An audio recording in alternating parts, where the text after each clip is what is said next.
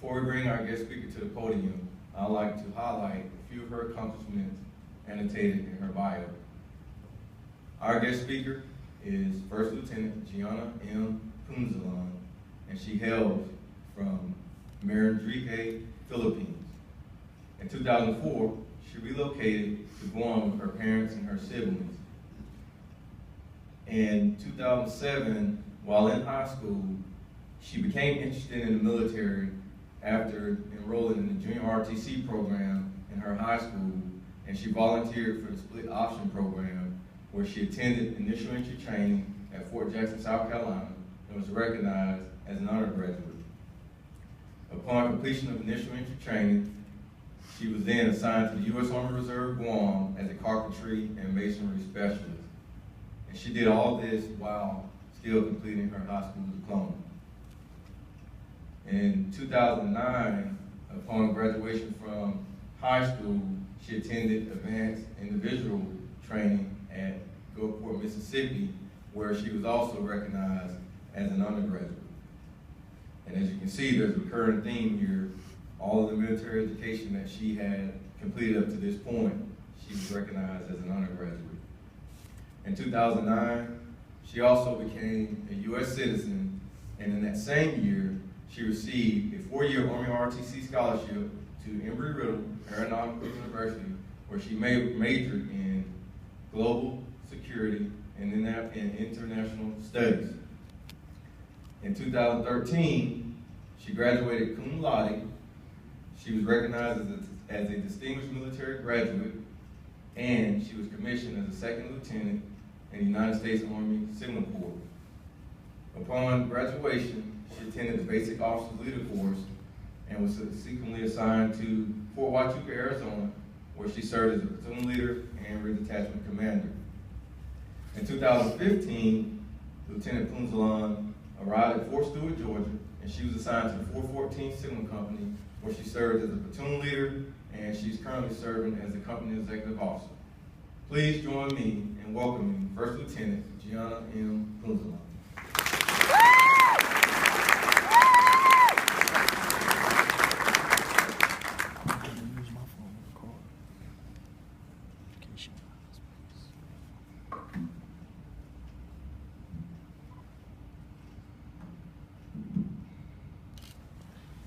Good morning, ladies and gentlemen. At this time, we would like to welcome our distinguished guests, as well as fellow brigade and battalion commanders, command sergeants major, fellow Marine soldiers, friends, and family. Hafa day, ohayo gozaimasu, magandang umaga. Good morning to everyone. First of all, I would like to thank the 3rd Infantry Division Sustainment Brigade, the 87th CSSB, and the Special Troops Battalion for inviting me to be the guest speaker for this year's Asian American Pacific Islander Heritage Observation.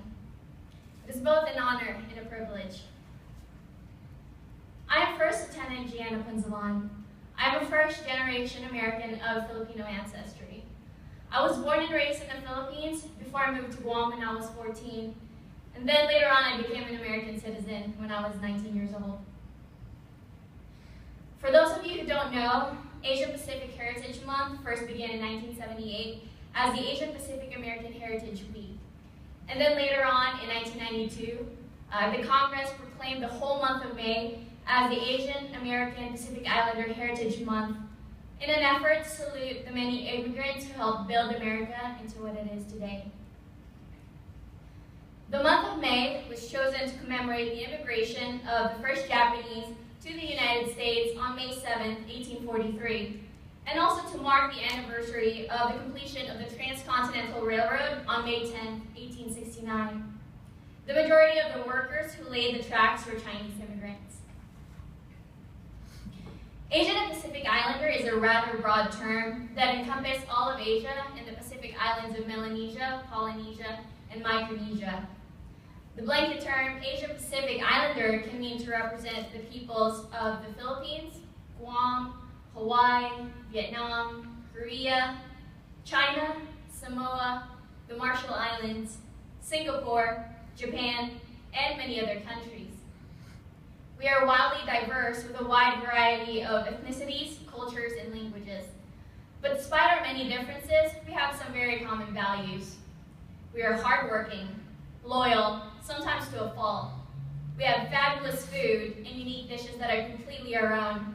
We have very strong family bonds, and we are intensely passionate about respecting our elders. And it's these traits that all Asian and Pacific Islanders can relate to and help better America.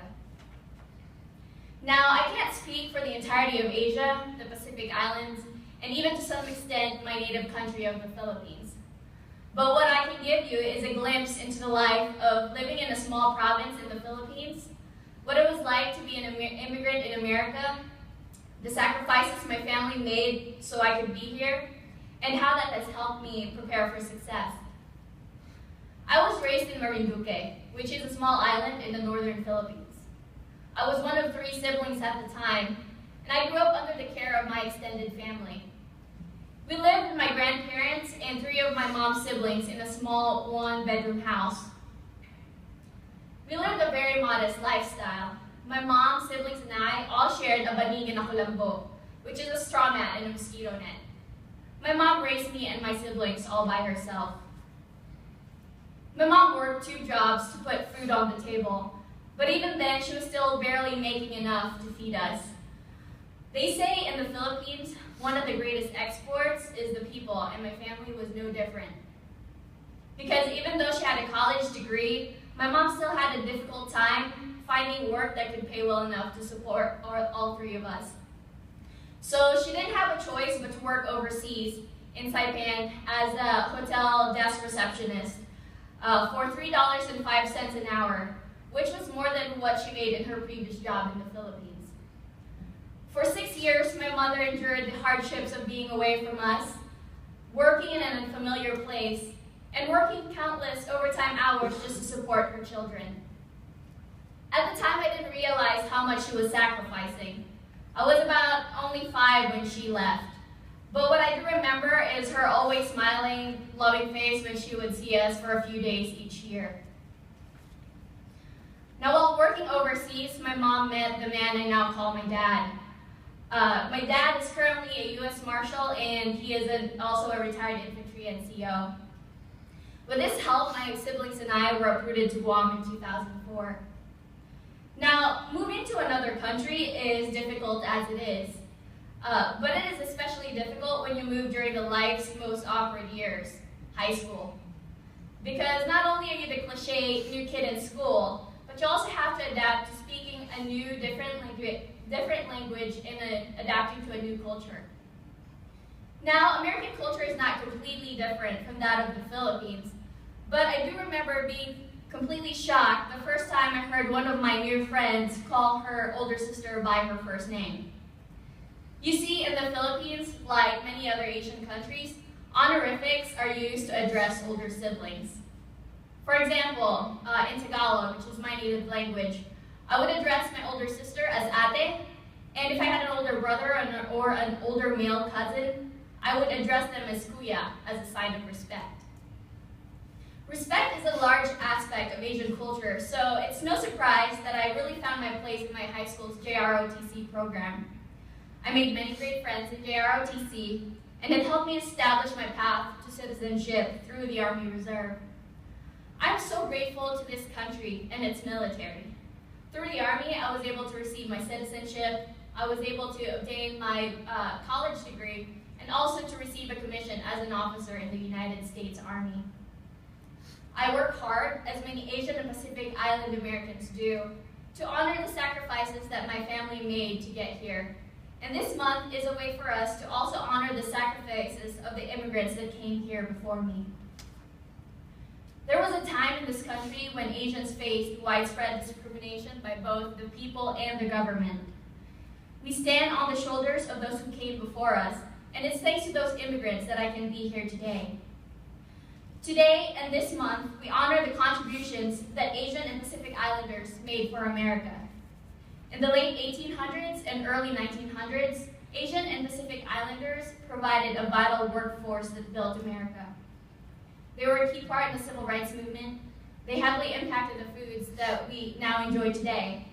And most notably, they honorably served in our military, which I think it's important to note that the most decorated unit in the Army is the 442nd Regimental Combat Team. During World War II, this unit was made up almost entirely of Japanese Americans, and currently this unit is currently stationed as a reserve component in Guam. Diversity is one of our greatest strengths as a country as well as a military fighting force, so I thank you all for being here today to celebrate our diversity. I hope that you take the time this month to learn more about Asian and Pacific Islander heritage in America and how that heritage has influenced our country, the Army, and the individuals that you currently serve with today. Thank you.